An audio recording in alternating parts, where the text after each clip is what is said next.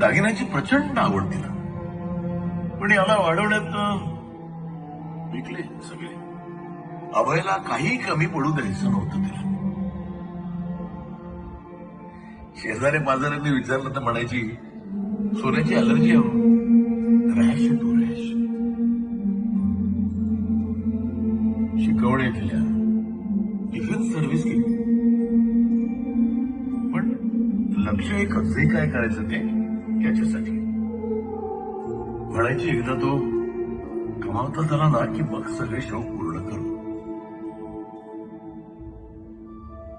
आणि सर, हे असे विचार फक्त माझेच नाही, मला वाटतं बहुतेक सगळ्याच आई वडिलांचे असतात. त्यांच्यासाठी मुलं ही प्रायोरिटी असते. पण हीच मुलं मोठी झाल्यावर आई वडील